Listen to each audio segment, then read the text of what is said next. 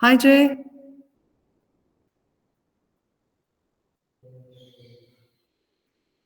I can't hear you, Jay. You're mute, I think.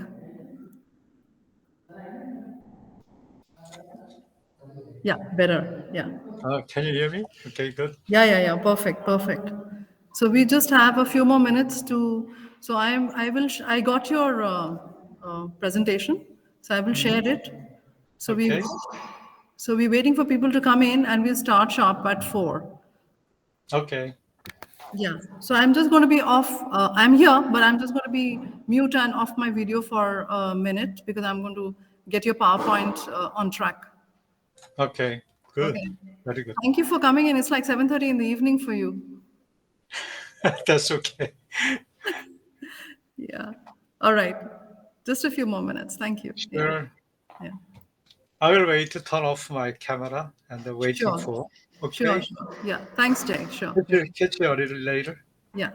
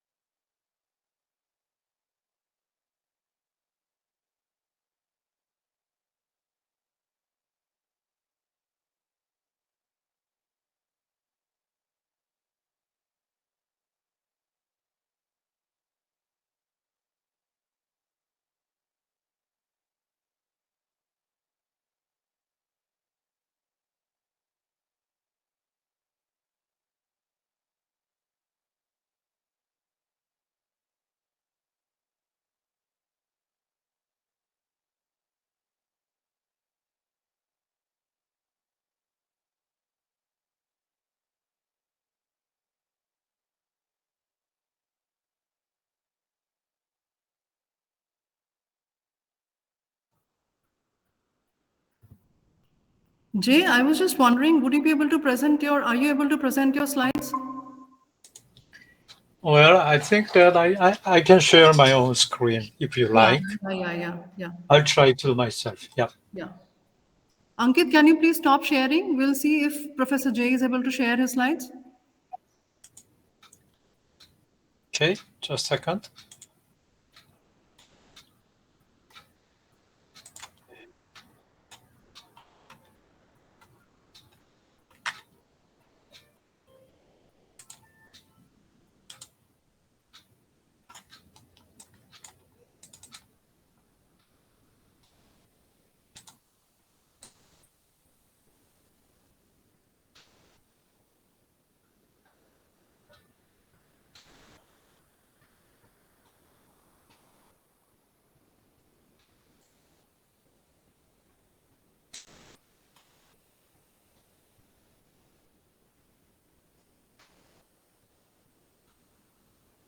Are you able to do it, Jay?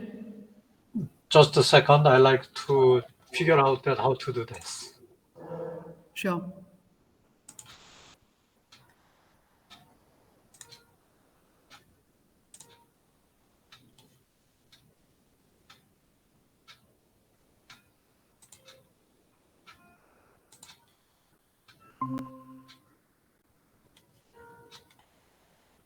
Perfect. It's showing. Yeah. Great. Okay. Great. Yeah.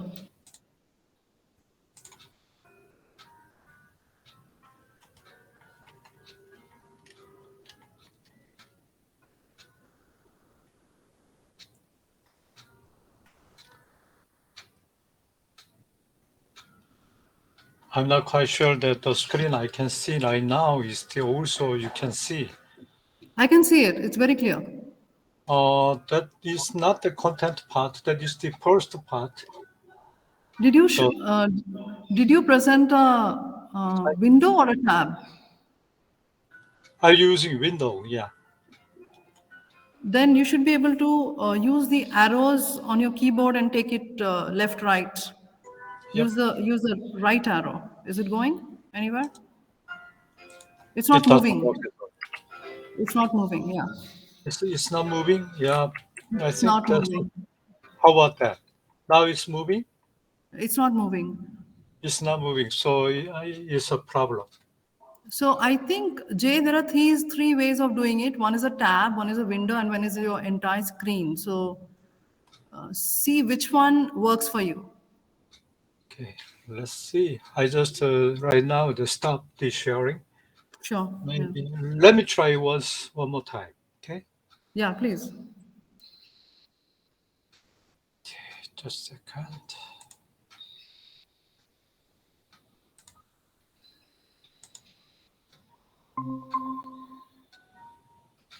Okay. Now I think this works. So can you go to the Yeah. next? Great, it works. So what It did you works. do? Did you share a window or did you? Yeah. I can play myself. So don't worry. I can Okay. share myself. So Jay, 5 more minutes. We are waiting for people to come on in at 4. Okay. Yeah, yeah.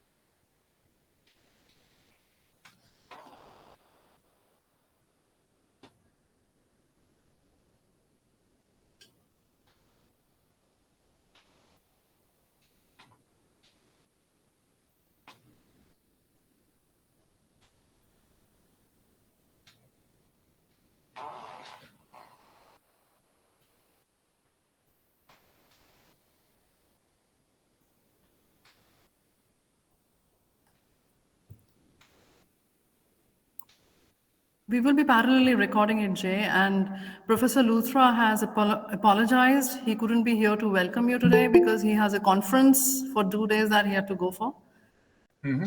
Okay. That's okay. Don't worry, John. Thank you.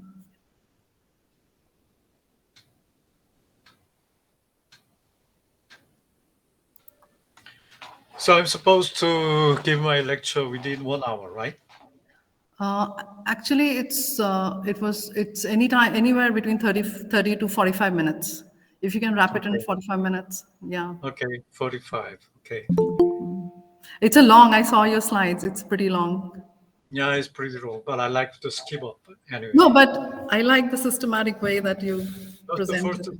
first time you just mentioned about that Right. lecture. I expect that it's 1 hour lecture, so I'm preparing for the 1 hour delivering lecture. But it's okay. Shorter is better. You go ahead, and I will monitor the time. But it's very systematic, and we just have faculty from the JNU planning rolling in, so we'll just give it a few more Mhm. minutes. Welcome, Sakshi, ma'am. Thank you, Anna. Thank you. Hello. Hello, hello, sir. I will briefly introduce Professor Jay very soon. So 2 more minutes. Thank you, Jana. So You Jay, are very. I'm sorry. Are you? My emails are going to your spam, so I'm really worried about it. So we'll connect through LinkedIn or something. Yeah. Yeah, my university email system is very sensitive, so sometimes unnecessarily they just to True. sort it out through the spam. So every time I clear out all the spam folder, I'm very careful because I sometimes it made me a big trouble. Absolutely. So yeah, it's lucky you just reminded me I about was your. I was just wondering. Otherwise, Yeah, it's very unlike you not to respond. So I was thinking perhaps you did not get it. so So just to give me the clear directions what you want so next time, okay? sure, Then I sure. can write down your recommendation letter or anything. Thank you. Thank you. 1 more minute and we'll be on air. Yeah.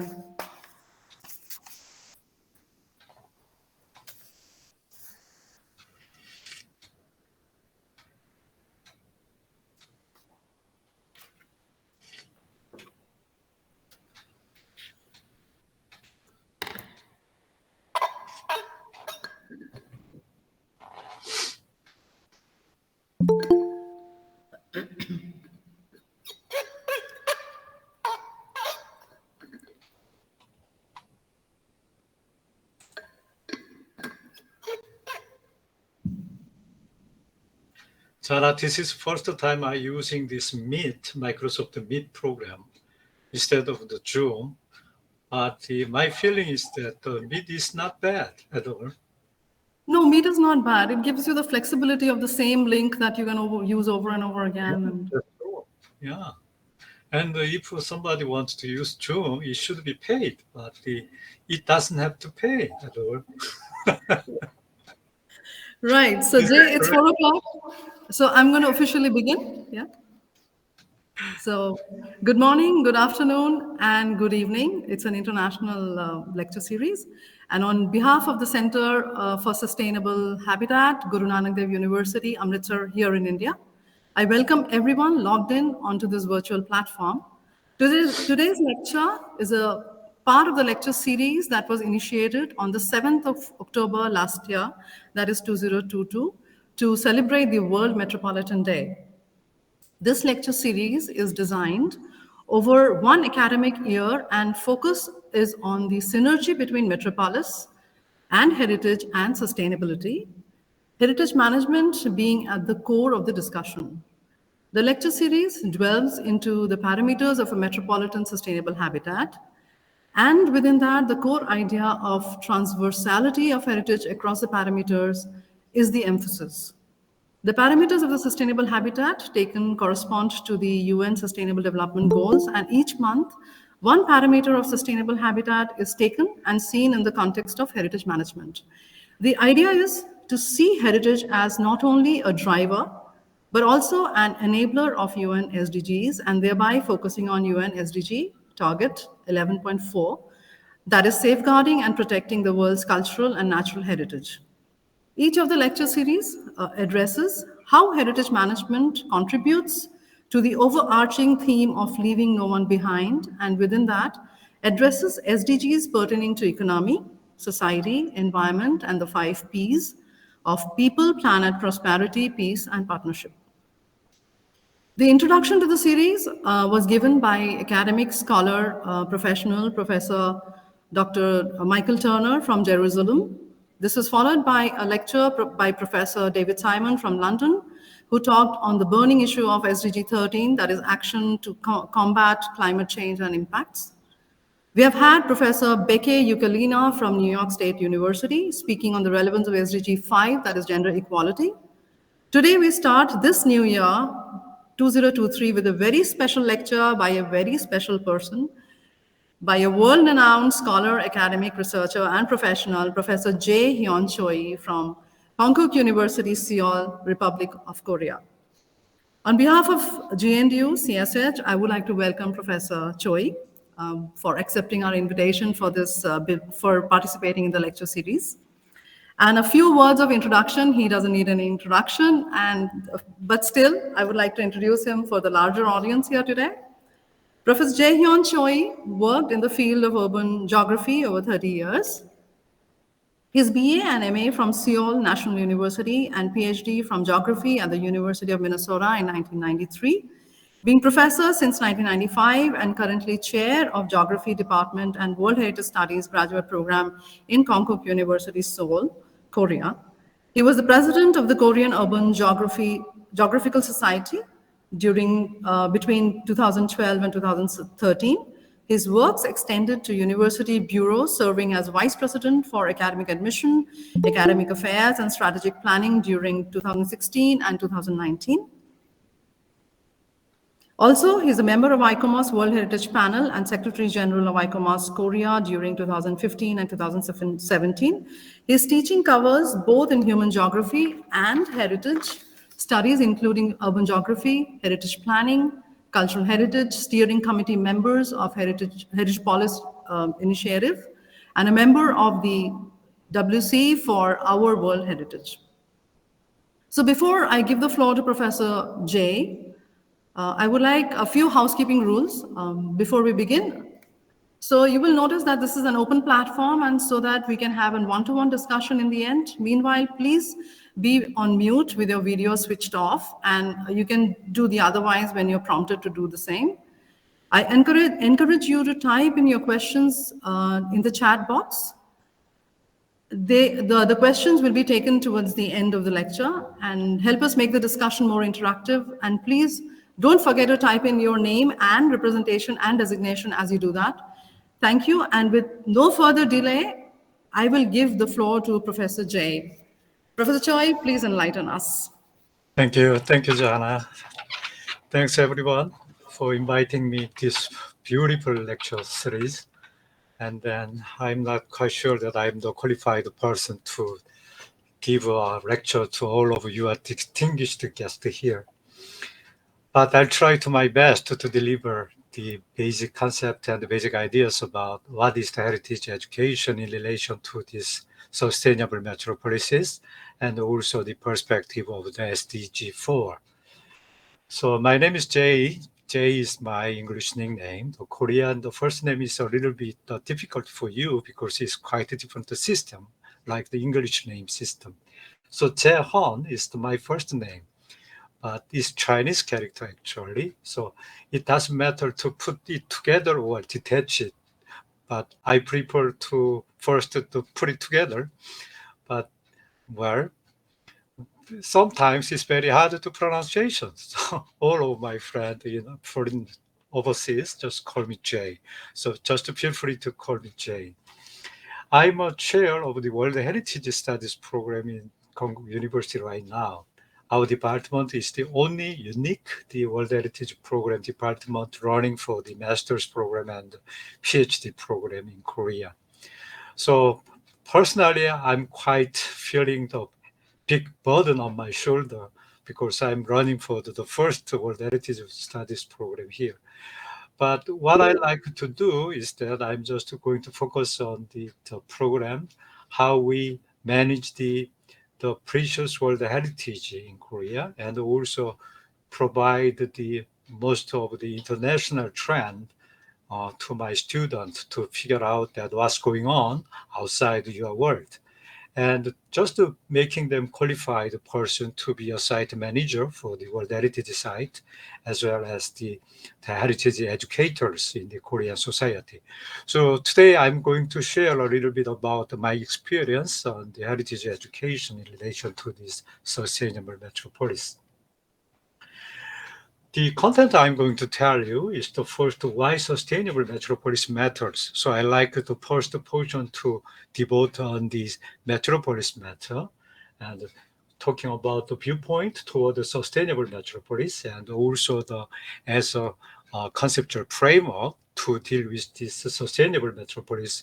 The 2011 UNESCO developed the historic urban landscape recommendations on which is quite precious, the conceptual framework to deal with this sustainable metropolis. And then I like talking about how to deal with this continuity of a metropolitan change. So metropolis is a dynamic things, not the static one. So I'm talking about that one. And also the later on, I like to say about the constantly changing the nature of metropolitan heritage. And after that, I like to talking about a little bit about SDG number 4, the quality education, why it is so important, and how we combining this quality education with this metropolitan heritage. And then I like to focus more on what is the heritage education, how we deal with this heritage education based on the community. And I'm going to finish up the providing you Korean examples of the heritage education program. Okay, everybody knows that why the metropolises matter, because it is the one of the legacy of the 21st century.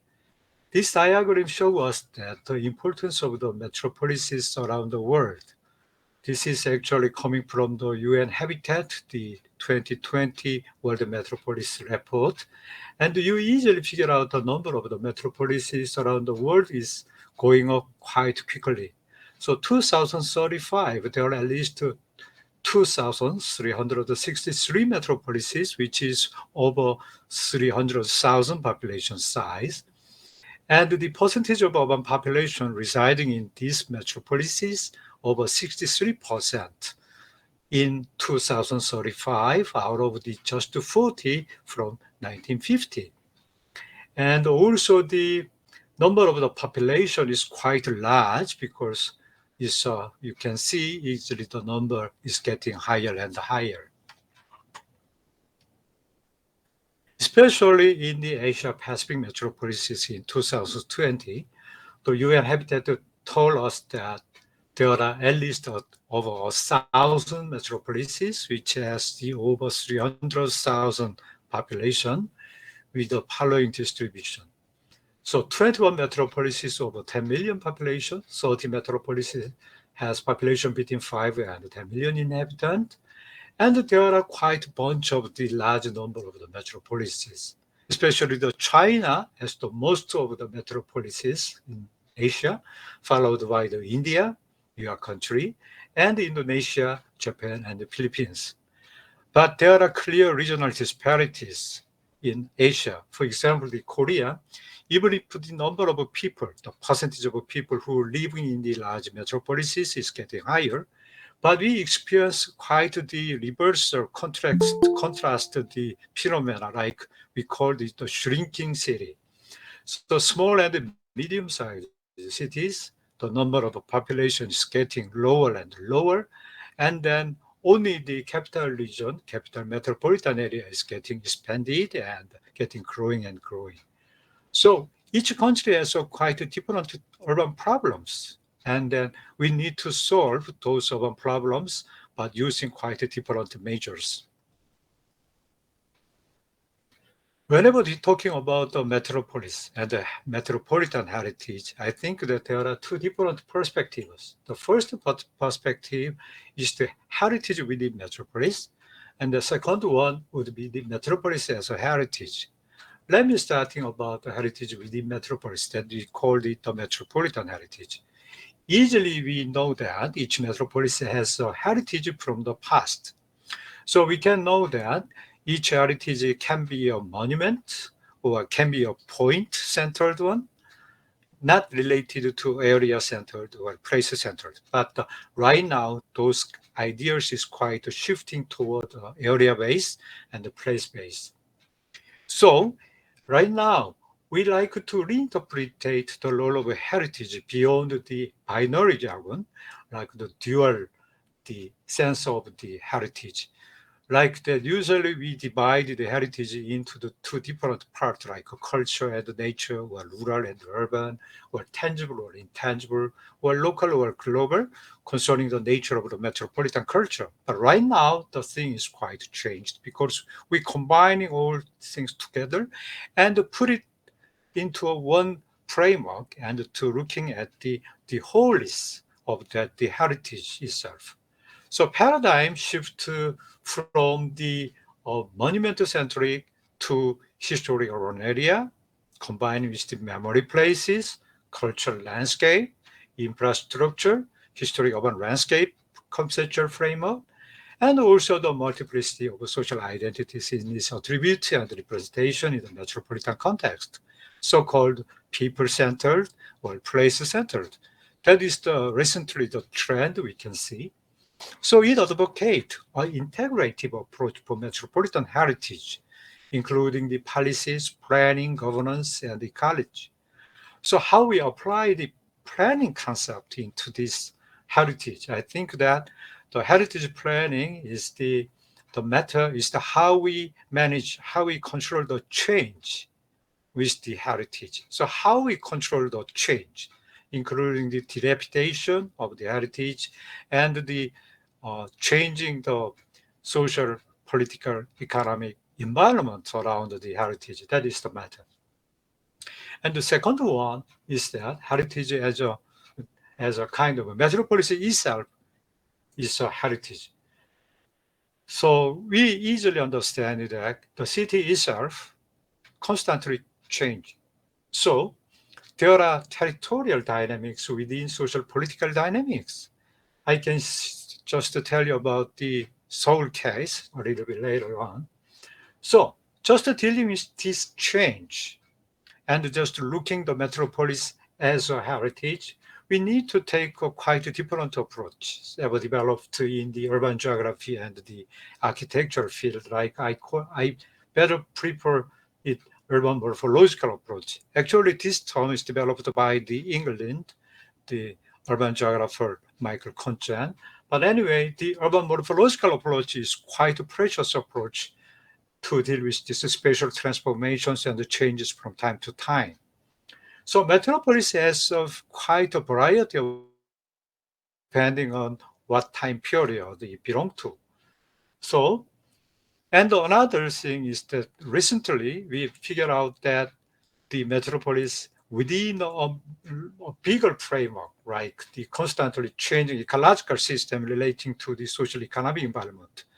I like to resilience ecology or resilience, the concept ever developed right now, which is the cases. Cases means the complex adaptive ecological system.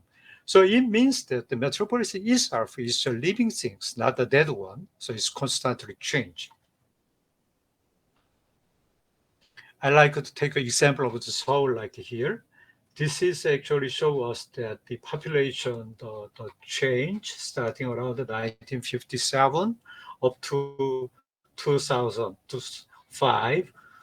So easily understanding the 1957 is just after the Korean War, the Seoul population is quite low. But during the 1960s and 70s, Korea experienced quite rapid economic development process and urbanization process. The Seoul experiences quite rapid the urban growth population here. You can see, and combining with the built-up area expansion right now. 1970s, 57, this is a Han River actually. Han River is just the right now flow just in the middle of the metropolitan Seoul area right now. But southern part of Han River is quite the not well-developed area, scattered the rural villages, and most of it has the rural landscape. But starting around 1972 is starting about the Gangnam development. So Gangnam style, you already know that the song title, Gangnam Style. Anyway, this is the time period that Gangnam starting its development. So built-up area quite expanding into the southern part of the Seoul. And this is probably pretty much a flat area, so easily to build up the built-up area comparing with the northern part of the Han River. You can see this green part is the forest area or the wild area, but the yellow part means that the built-up area. So built-up area is show us the very irregular the shape because of this terrain. So the northern part of the Seoul has quite a lot hilly landforms. The geomorphologically, it is quite the mountainous area. And the southern part of here, the green part is the same. But 1988, we can easily recognize the leapfrogging urban development process, like we called it the kind of the leapfrogging the urban development. So scattered the built-up area according to the quite scattered development project. So Seoul just expanded quite fastly. And 2005, we easily understand that most of the former the hilly area is filled out by this built-up area. And Seoul is getting larger and larger. And even it the built-up area is expanded toward the western part and the eastern part too. So how to manage this large the urban expansion? That might be a big issue for the urban development and urban planning right now. So this is a story anyway. And the another thing is the northern part of the South Korea has quite a lot of the heritage from the past, especially from the 14th century, the Joseon dynasty. There are quite a bunch of the national heritage sites in the northern part of Korea. But southern part of Korea is relatively very low numbers in terms of these heritage numbers. But right now we feel like that urban poverty itself just established during the 1970s, early 1970s itself become a heritage right now. So people are regret right now that they destroyed the old the urban the fabric and the buildings starting around the early 1970s. So there are a lot of the urban restoration project and urban renovation project going on starting around the 1990s. Just a few are left over right now, right now. This is a symbolic monument from the industrialization and urbanization experience of Seoul. We called it Seoul Law 7017 project, and it used to be quite uh, the rapid trunk road system as built up on the paved the stream. We call it Cheonggyecheon stream in the downtown Seoul. But right now, around the 2017, the metropolitan government decided to restore the old stream and then destroy all of the old remnants from the rapid transit road system. And only just left over a 1 kilometer walking street in 2017 and called it Seoul 7017. But it is right now quite the tourist attraction point because people now understanding that the value of the old, the rapid, the highway transit, the road system, because it is a kind of left and urbanization, the period. Right now, it looks like here and show like the high bridge, but equipped with the 19 convenient facilities, including the performance theater, playground, resting area, cafe, and restaurant. So still a lot of people want to spend their time in here, and then as well as the tangible heritage site like the bridge style, but it also carrying on the intangible heritage, like the stories about the industrialization in Korea and how this whole ever developed during the last 50 years like that. So how we keep the sustainable metropolis? That is the main questions. And there are many people actually give us what factors is so important whenever we deal with sustainability. There are quite a different of the pillars whenever we apply the sustainable concept, like the human right, equality, environmental sustainability, starting from the 2030 SDG, and also Rio plus 20 summit define and adding up one more factors like beside the inclusive social development, economic development, and environmental sustainability, they add up peace and security. That is the fourth pillar to supporting this sustainability idea. So we easily understanding that to making the sustainable heritage metropolis, we need to take more holistic and integrative approach instead of the separated the approach. So how we combine quite different factors together. So the framework, we call it Recommendation on the Historic Urban Landscape, to ever developed UNESCO in 2011. And this is a quite the valuable framework, suitable framework to deal with this metropolitan heritage, I think.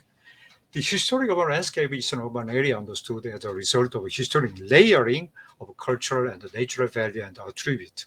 So it just assume that each metropolis has a quite different layering from the different time period. And this area is extending beyond the historic center or ensemble and to figuring out within more broader urban context and geographical settings. So this wider context, including quite a variety of the attributes like topography, geomorphology. Geomorphology sometimes means that not only the shape, but it also has some geological structures too. And the hydrologic water itself and the natural features like forest or built environment, both historic and contemporary environment, and this infrastructure above and below ground, and the open spaces, gardens, and land use patterns as a spatial organization, perception and visual relationship, as well as other elements of the urban structure. And it including the intangible one, invisible one, like the social and cultural practices and values, economic processes, and the intangible dimension of heritage related to the diversity and identity issues. So it deals with the whole variety of the elements within the metropolises. Anyway, this HUL has a certain merit to give us a framework. So it is a base for the comprehensive and the integrated approach within the overall sustainable development framework. And also it aimed at how to preserve the quality of the human environment and the dynamic character of the metropolis. And also it helped to promote the social metropolis. And it integrated all of the goal like conservation and development, and also rooted in quite a balanced the approach to figure out the relations between the urban and the natural environment, between the need of the present generation and the future generation, keeping the legacy from the past. So the cultural diversity and the creativity is a quite important key asset for the human, social, and economic development. And to ensure that contemporary interventions are harmoniously integrated with the heritage in a historic setting and regional context. But here at HUL put another importance on quite different spatial scales. I like to mention about the community level. So traditions and perception of the local community level, respecting the value of the national and international communities would be more important whenever we're dealing with the HUL framework. And then, but whenever we're talking about the metropolitan heritage, we have to thinking about that. This is actually, we need to thinking about the context and the scale of the challenge. The challenge is coming from the quite different the scales, spatial scales, like there are international challenges, domestic challenges, local challenges, and so much challenges. But we have to keep in mind that each the community, each metropolis has a certain durability because it just holds, it just kept a certain nature, certain characteristics of the metropolis despite the changing of the time. So it is a rhythmical, the adaptability to change, I think. So the level of adaptability is quite different depending on the different scale. However, here we have to thinking about the resilience concept and the adaptability, which give us a more the roomy to understanding the evolution of any given historic city. Because each metropolis has a quite the accumulated historic layers. So it is not a matter of the contemporary metropolis itself, but it is a matter of all the historical layers. So, and also how to best to manage ongoing human functionality to match the opportunities presented by its physical environment. So relationship between culture and nature, relationship between the human and nature is much more important whenever we need to figure out how we preserve, how we maintain the resilience and adaptability level higher. And then also we need to more focus on the demographics itself. So who lives within the metropolises? So metropolis is a matter of living heritage from the living people. And then how we recover the multifunctionality of each community, that is another big question. So carrying capacity of metropolises and the urban transformation would be revealed in the land use, public space, infrastructure change by the transportation network and increased provisions for the healthcare and education, especially like this pandemic period, how to manage the healthcare system in the metropolis is the matter. The demand for the accessible and the safe barrier-free environment infrastructure would be more important in the era of the aging society. India is quite different to the socio-economic environment from the Korea, but Korea right now, we enter the stage of the aging. So the old generation is over the 65 years old, is right now take over 30% out of the total population right now. So the aging population is growing and creating more social problems in Korea. So this kind of the metropolitan, the environment to safe and sanitary, the environment is much more important right now. And also we have to just look the gentrification process too. A lot of people has misunderstood the gentrification and the metropolitan heritage. So a lot of people understand how they know that the gentrification is good for the urban the heritage or metropolitan heritage, but the situation is quite reversed, right? The reconstruction and the restoration is not an essential condition for the survival, but more to satisfy expectation of appearance and layout that hostile to the authenticity of the fabric. So restoration sometimes make an old building feel and look new, but it is not a conservation. It represents just the first change, the continuity. So sometimes it is necessary matter, but sometimes it is not good for keeping the metropolitan authenticity at all. So how we make a balance between these two different forces, that would be the matter. And the metropolitan heritage is sometimes an attracting point for tourism and the financial investment. So sometimes it's good to find out the financial investment into the metropolis itself. But sometimes it makes the very sensitive and vulnerable to overuse and aggressive interventions. And also the dominance of tourists sometimes create a conflict with the local communities. Sometimes metropolitan heritage itself become a wider community resource, like the World Heritage brand. It provides us quite the attractive branding power in the face of the globalization processes. So it makes things famous and attracting many tourist people to attracting into the city. Sometimes it's good, but sometimes it causes big trouble because how to maintain the community value, identity issues, sense of belongings, well-being, diversity, and integration at the different spatial scales, that would be a matter. So right now we need to turn the viewpoint toward quite a different viewpoint. Instead of just preserving and just conservation, we need to put how to maintain, how to manage the metropolitan heritage, combining with these planning measures, participatory planning system, governance system, and so on.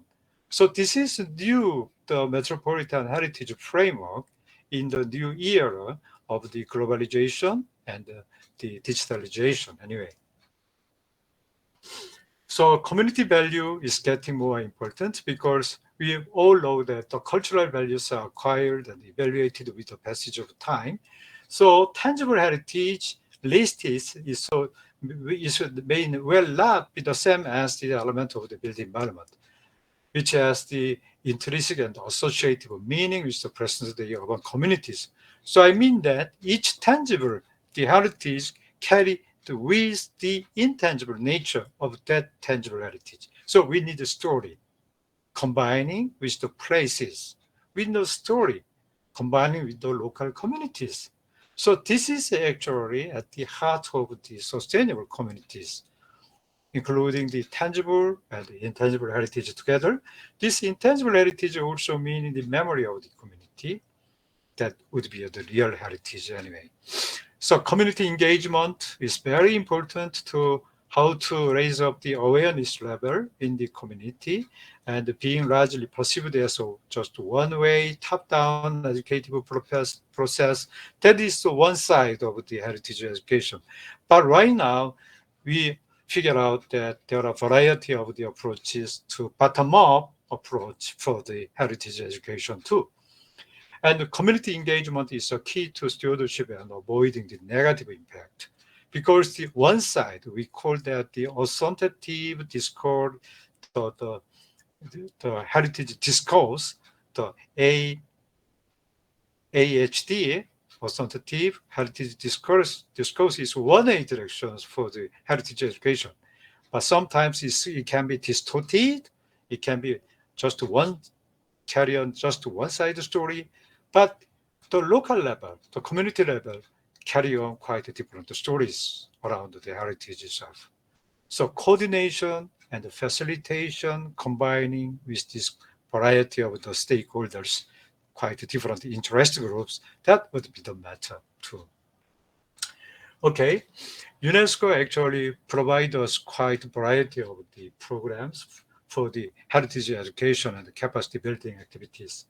Whenever we deal with this heritage education, and whenever we got a trouble, how to interpret the heritage-related matter, we need to going back to the basic discipline of the UNESCO gave us. That is the 5C strategy: credibility, conservation, capacity building, communication, and community.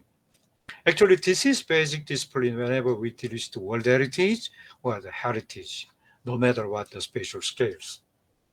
And the UNESCO give us the World Heritage Education Program, including World Heritage in Young Hand Kit, Youth Forums, World Heritage Volunteer Project, and also there are World Heritage Cities Program, protecting and managing urban heritage. That is the one of the typical examples is a HUL recommendation, World Heritage Canopy, urban notebooks, World Heritage City Dialogues. That is the UNESCO programs to give us for the capacity building. However, here we need to keep in mind that there are conceptual shifts from the training, just training, to capacity building for cultural and natural heritage to address the need of heritage practitioners, institutions, and communities. So there are multi-groups centering around the heritage itself. So we need to develop a tool for all of us, no one behind. So shifting to online tools and resource applying digital technology, that is the current trend we can see in the international community right now. Okay, now I like talking about the SDG 4, the education level. The SDG 4, quality education, emphasize the ensure inclusive and equitable the quality education and the promote lifelong learning opportunity for all. Because they just provide us that COVID pandemic provoke a global the learning crisis because of overall 147 million children missed over half of in-person instructions. So big crisis in the school education. And also education is a lifetime education. So a lot of people just think themselves that, okay, school is over, my education is over. It's not true. Even school is over, your lifelong education is just started. So this is a new concept for them. But how we manage this lifelong education, I suggest that heritage itself is a good opportunity, good chance for all of us to restart the lifelong education. So there are sub-target starting around 4.1 to 4.7, and the heritage education related to this 4.7 sub-target, which is about the education for the sustainable development and the global citizenship. So heritage education can contribute this target 4.7, the lifelong education. So what is the heritage education? A lot of people just think that just talking about the heritage itself become a heritage education. Yeah, partly it's okay, it's correct, but partly it's wrong, it's not correct. Definition of education quite popular around the world is all level of heritage related education program to learn heritage value, including understanding of heritage and using heritage as education materials. Yeah, this is the definition for one of the important things is all levels of heritage related education. Within the class, outside the class, university level, and community level, all is belonging to this heritage education. What do you expect from the heritage education? Cultural identity, fostering, raising awareness of its own history, adapting to new era of convergence, interdisciplinary approach centering around the heritage, fostering creativity of the individuals, providing model for education for sustainable development, and also promoting cultural diversity. Cultural diversity is quite important because if somebody recognizes and understanding the other persons, the difference between different groups in terms of this culture, then easily understanding their own the values of their own culture and easily to understanding the other person's culture, and it making the society quite inclusive and understanding each other, much more peaceful society like that. And this is a heritage cycle model ever developed by the Simon Tosley in 2005. He gave us quite an interesting the circle idea. By understanding, we will value it. By valuing, we will want to care for it. By caring, we will help people enjoy it. And by enjoying it, we need to thirsty to understanding more. So this is kind of cycle. So heritage education is actually starting point for that to provide the understanding of the heritage, no matter what the tangible or intangible, just to figure out the heritage from the past, heritage making by the contemporary generation, or heritage for the future generation.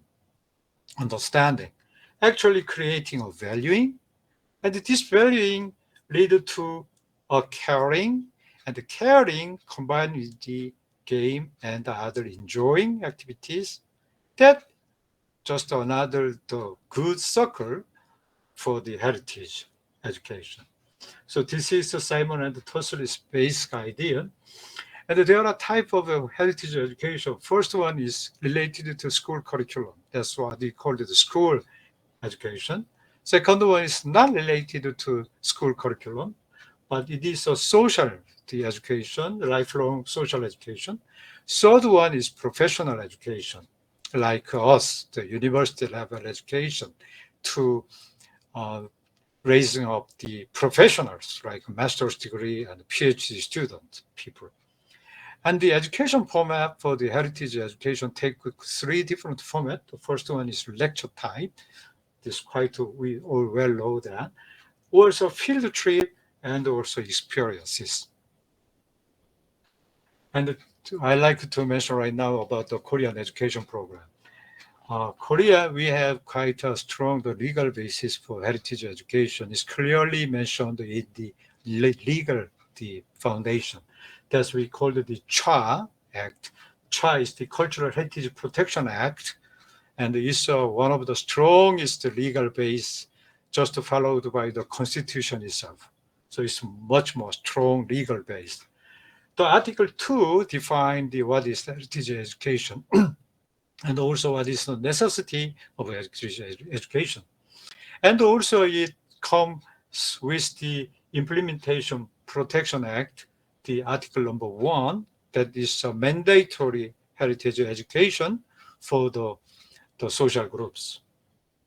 And then the range of typology of the heritage education is also very well clearly defined. There are school cultural heritage education, and there are lifelong social cultural heritage education too. So heritage education is right now under the subfield of the heritage management itself. So this means that we can get the money from the government sector for the heritage education. And also there is a clear definition of a national competence standard, the NCS, like that. This is NCS for the heritage education. I just mentioned about the structure for that. The one is that there are 5 procedures: establish education plans, the planning procedure for each training or education programs. Second one is how to design those programs. Third one is how to develop programs. And the fourth one is how to implement program, and also how to evaluate program. And each procedure has a certain specific target for that.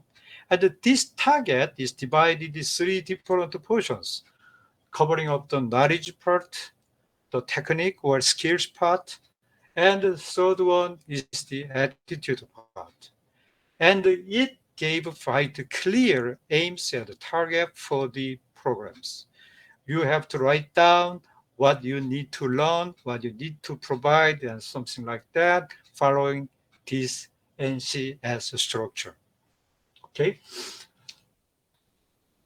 So I have not much time to say everything here, so I like to skip up this portion. No, Jay, please go ahead. It's so interesting. You just continue.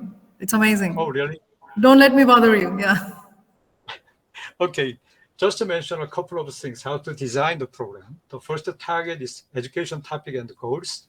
And the target characteristics, this target means that audience is who is going to teach and who is going to learn. So this is target actually. And define target and goals, and define target characteristics, and the training methodology, suitable training, the settings, like you need a digital,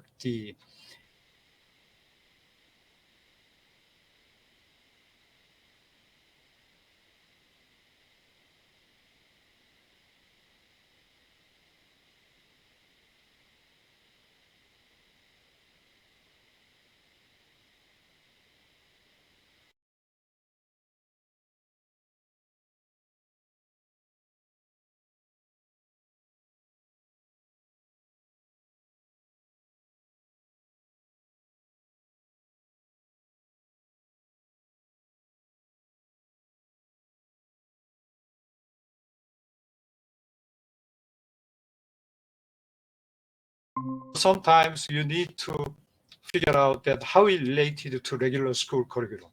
So it actually gives that program so much attractive to the student. So this is why. And understanding the similar programs beside yours. So it means that give you uniqueness, just to differentiate your program from the others.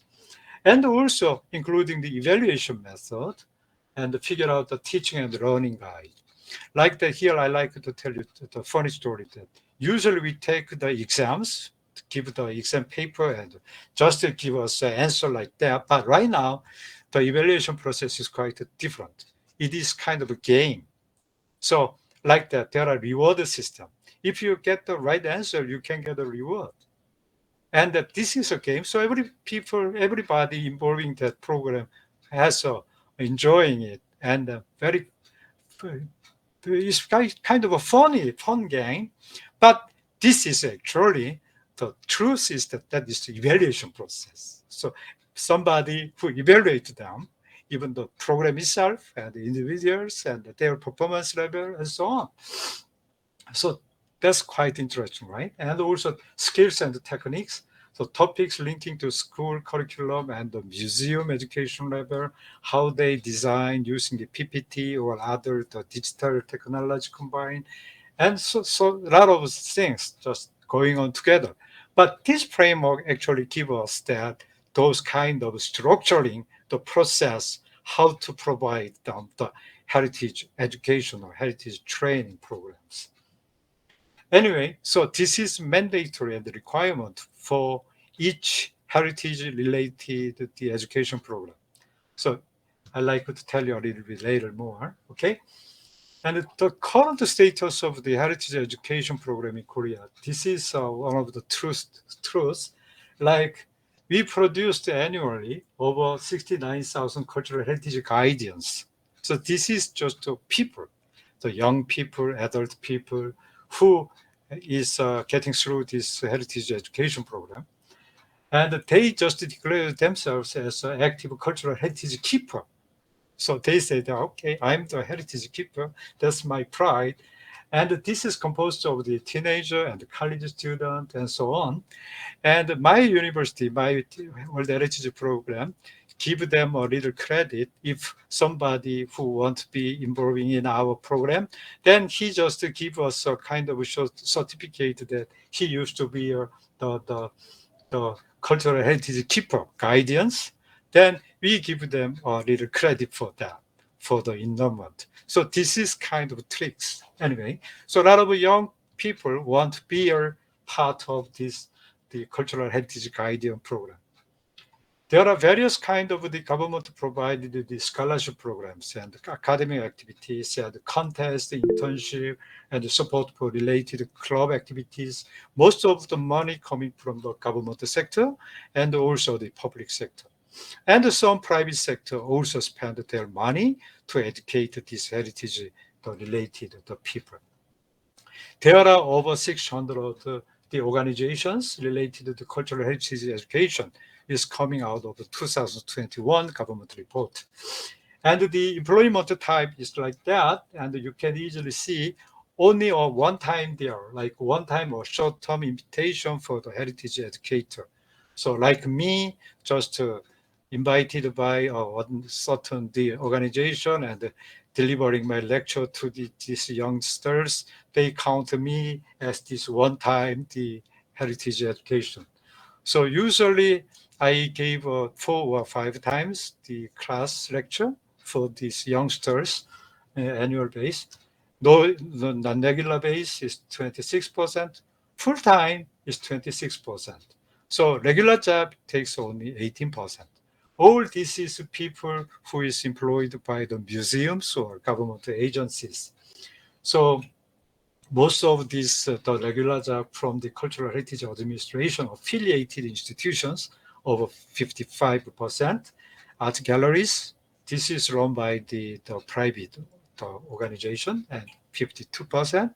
And sometimes the museums itself provide them a kind of the heritage related education program, 45. But museums is sometimes is belong to the public sector, but sometimes it belong to the private sector too. There are institutional type. Government agency takes 49%, but the one-person business also, this is private one, also 48%. And those educators has a training experience over 3 years. So most of the people, even the people over 10 years experience has taken the 31%. And the target group actually for heritage education is very clearly defined in the government sector. I just copied all of the government report for that, the target goals for each the age group. The youth group inspired the self-esteem or self-identity or rewarding result time. That's the main target. Middle-aged group just aimed at relaxation through cultural heritage education, so enjoying themselves and increasing creativity and productivity, and also dealing with their lifetime change, right? The retirement, sort of. So a lot of people want to involve or ignore those kind of heritage-related education program provided by the museums or government sector and others. My wife is one of them, and she liked to involve in some music, the education program. So every week she went to the traditional music the program, and also some the Western style, the classic music program too. So it is kind of fun, and then give her a kind of the the rhythm for her life. And I think it's good thing. And the old age group, the aim is quite clear that physical ability, give them a physical strength. That is one thing. Coping with this, the physical weakness, getting aged, and the relieve psychological isolation. So they can make a friend using this heritage education program too. And this is EDI model. This is quite a popular model for the designing the heritage education program in Korea. A is the analysis. Who is your target? What kind of a program you need to provide them? What is the specific the tools for that? And second one is the design for the heritage program. And third one is the development of the program, just including a lot of fun games and other the technical the stuff and also and the big stuff, and making it looks great and run great. That is the aims of this development. Then implementation. Then do it, run it. Then after that, evaluate it, and then figure out that what other additional input we need to put in. And also we can say that this is feedback mechanism. So just to putting another the new analysis targeting new programs. So this is what we call the EDI program model. It's quite a common program model for the heritage education. Okay, now I like to give you a short the examples for that. This is the brochure for this heritage education the programs. I'm sorry about the Korean, but this is brochure. They have no English brochure, so this is the only way I can give you. This is DNA. You already know that what is DNA. So the DNA inside myself. This is cultural heritage DNA inside myself. This is the title name. And they gave us three different programs. First one is I found myself, cultural heritage DNA, like that. What is the Korean culture? What is the future chances for combining with my own life? Sort of. This is an online program. And then that is the drum, like the traditional drums, how to play with the traditional drums. And second one is that you refresh your life with this cultural heritage, finding out the lost cultural treasure, sort of. And the third one is that we can share our cultural heritage DNA with others like that. And this is a kind of the body language program. The second one is a senior YouTube creator training program like that. And the right side here is they provide of 6 different the programs for the each senior people, and like that. And it explain about the when and where and how many people they recruit, and all is free. They don't have to pay. All is free because money coming from the government sector. Second one is the who going to teach them. So who is the heritage educator? And there are many different the programs to making the heritage educators. But I clearly say that no national personalized the certificate for the heritage educator. So there is no national professional qualification related to the heritage education expert. Only private qualifications allowed is consisting of authorized private qualification and registered private qualification. So no authorized private qualification. But there are 30 different type of the private qualification. It means that 30 different type of certificate qualified for the heritage educator is provided by the private organizations. However, starting around 2019, the CHAC, government affiliated organization we call the Cultural Heritage Educator License Program, certified by the Korea Cultural Heritage Foundation, started. So they produce right now 141 heritage educators. They are licensed people.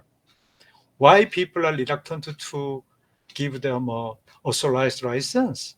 Because it gives a more, instead of giving more wider the foundation or basis for the heritage related the program, but the reversely it narrowed down the range of the heritage educators. So it's negative impact instead of the positive impact if the government give them one only authorized license. This is why the Cha worried about. So instead of give them a public authorized license, they prefer to give a private organization endorsed the licenses for wild settings heritage education. This is why.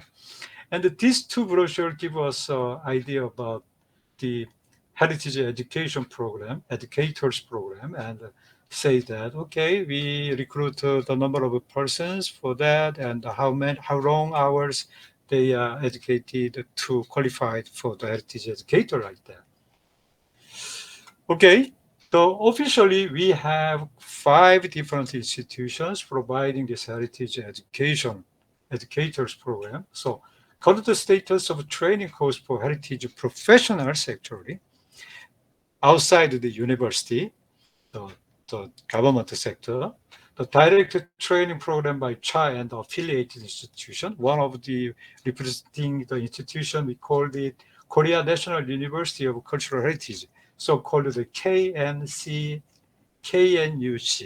That is the Cha established those university specialized in the cultural heritage. They have traditional culture education center, and since 2008, there are 7,900 people enrolled. This is a quite big institutional framework for the heritage educator. Second one is the National Paris Museum of Korea. The museum play quite important role to raise up the heritage educator like that.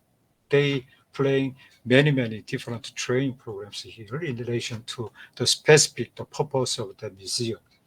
And the National Intangible Heritage Center also provide a specific program, raise up the export for the intangible heritage.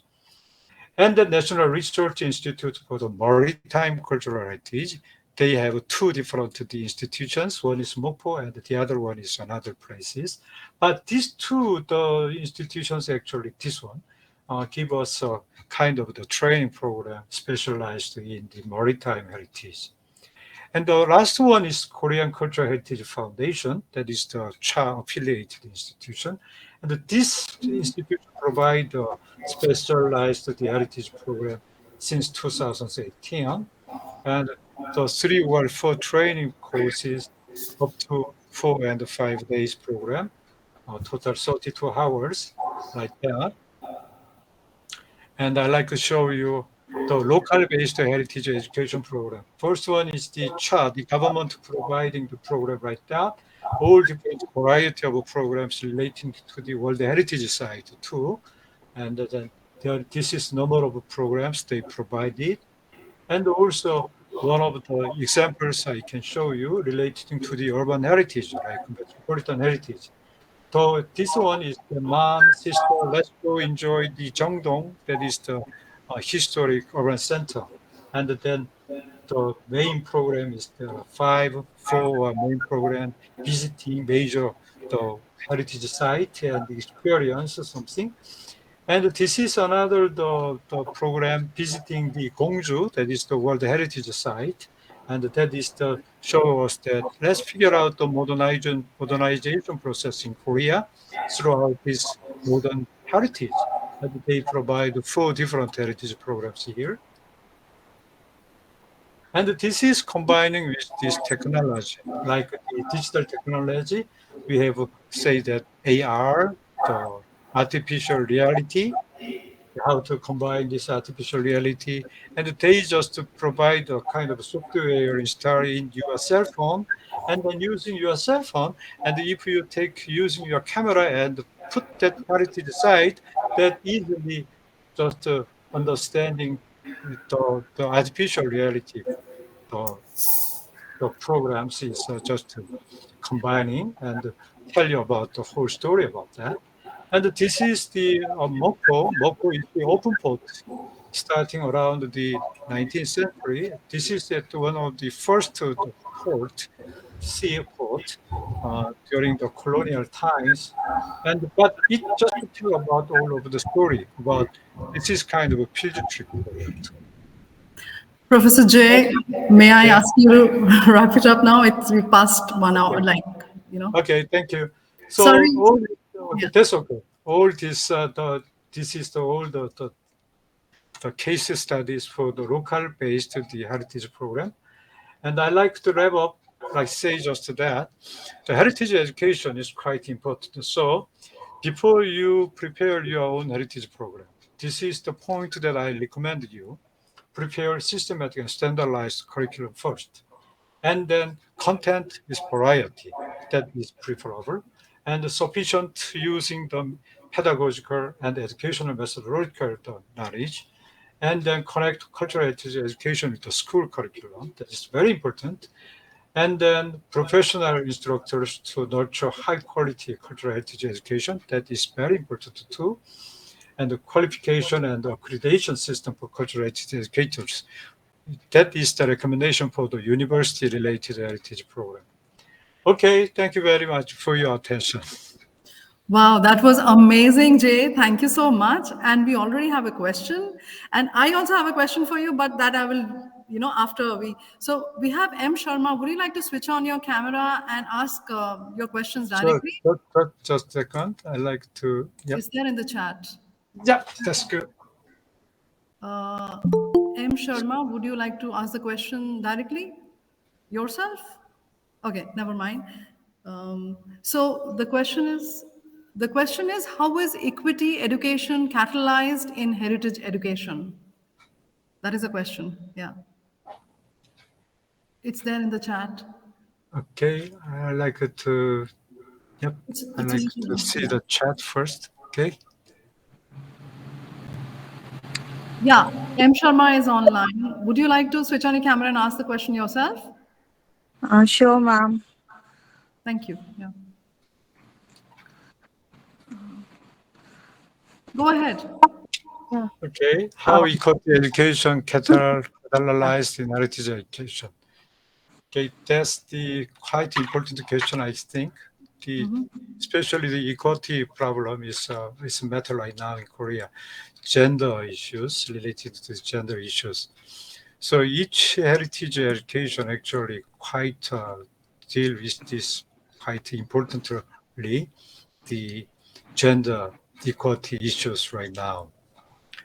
So even I didn't mention about that gender equality issues in here, but it's hidden inside all of this one. That is the baseline for the heritage-related education problem.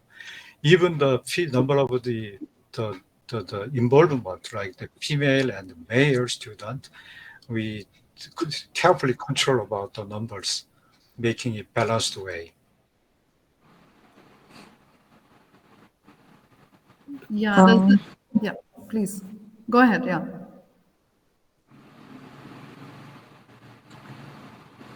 Does this answer your question? I mean, would you like to introduce yourself? Thanks. Good evening. It's Meenakshi, Assistant Professor from Kripal Center College of Education, Namaskar. Actually, sir, I want to ask how we should begin it. How should we start it? How should we start with the heritage-related education? That's a good question. How is it we create? Yeah, means how should we create interest towards students? Yeah, I like to give you a kind of the story of related just from my experience. That's a good question. Like And in between your presentation, you have mentioned about museums and all. Uh, mhm, uh, that is also a source how we can create the interest. But something else, sir. yeah, museum is the best place to starting about the heritage-related education program. So it has quite a lot of displays, and then each the artifact has a story itself. So you can making a small group and then explain about the story related into this artifact. But that is the starting point. But it is not combined with the community base. So one of the issue is that just expanding the territory base, starting from the museum that is getting outside. I mean, take the student or the people to the outside and then show us the landscape and then show them a kind of archaeological site getting those artifacts from, and then explain about the story, how they survey the archaeologically the digging, and then just to tell about the people who left over those artifacts, something like that. And then it's just getting deeper and deeper, people understanding the story, starting from the artifact itself to the places and to the people. And this is kind of very uh, intentionally designed one. You should do that. So, but it's not, it's quite hard for individual to starting that one. So I strongly recommend you just to work with the museum or some institutions. In Korean case, those kind of heritage related program is not starting from individual, but starting with the institutional base. And then all of those institutional base actually created by the government sector or some private companies. That's very important. So policy supporting is one of the crucial factor for that. And then also the community support is so much crucial for that. I like to give you one example. Just south of the Seoul, there is a city named Suwon, and the Suwon, uh, the municipality government actually supporting a private school. The private school is quite specialized in the heritage education. And this is not related to the school curriculum, but during the vacation time, summer vacation or winter vacation, those private school run a program for the school kids like that. They just put many, many training program, but it's not a strictly lecture type program, but it is kind of the field trip programs with a lot of experiences with the local people and local heritage. So that is the good one. So that is the free too. Excellent. Thank you for answering that question, Jay. And I think to add on what Jay has saying, I think what is the difference between Korea and our system is that, and ma'am is from education, so she will understand, there is a Cultural Protection Act in Korea. We also have a Cultural Protection Act, and the Constitution of India talks about protection of culture, but I think we don't have it like it is very well defined. Heritage education is very well defined in part of the Cultural Protection Act. And I think my question to Jay was that I think that is the basis that have a strong legislation for heritage education in the country. And the way you explain, and I think my question was that the last 10 minutes, I think Jay talked about heritage education. And I think the difference between Korea and India, and I think we have discussed this with Jay before, I've discussed it with Jay before. In Korea, you have instances that children, like the students, don't go abroad for studies. But India, we choose to go abroad for studies. You know, for us, the grass is always green on the other side. And I think I totally agree with Jay, and Seoul and Korea is much ahead as far as heritage education is concerned than us. And I think it's a good example, and I think he gave a very nice framework of what we can work on. And I'm terribly sorry, I have to wrap it up right now. So I would have loved to, and it's an amazing, it was very packed the way, Jay, you went from Metropolis to sustainability to heritage sustainability and then heritage education. The whole thing is a link. And what appealed to me most in your talk was the heritage cycle that you showed and how you explained, and the whole procedures that the Korean government is doing as far as heritage education is concerned. So I am very sorry, we are like 11 past 17 hours, and I think Jay, you've had your dinner because you passed your dinner time, and I think Korea you have dinner at 6 o'clock, I think. Yeah. So I'm going to simply head straight to vote of thanks, and I would like to thank Professor Heon Choi, Jay, as he said that we could address him as Jay, immensely for giving us this opportunity to listen to his words, his thoughts, his ideas and works, and especially beautiful examples of Korea, South Korea. And on this very relevant issue of quality education, I would like to thank our knowledge partners, Cities Forum London, Center for Sustainable Environment, I apologize, Center for Science and Environment, New Delhi, Institute of Spatial Planning and Environmental Research, Panchkula in Haryana. For this particular lecture, I would also like to thank UN Habitat, UN Metro Hub, Universities Consortium, and Heritage Metropolis, Heritopolis. I would like to extend my gratitude to our chief patron, our Honorable Vice Chancellor, Professor Dr. Jaspal Singh Sandhu, for without whose approval and support this distinguished lecture wouldn't have been possible. I would also like to thank our facilitator and Dean Academic Affairs, our Nodal Officer RUSA 2, Professor Sarbjot Singh Bahal.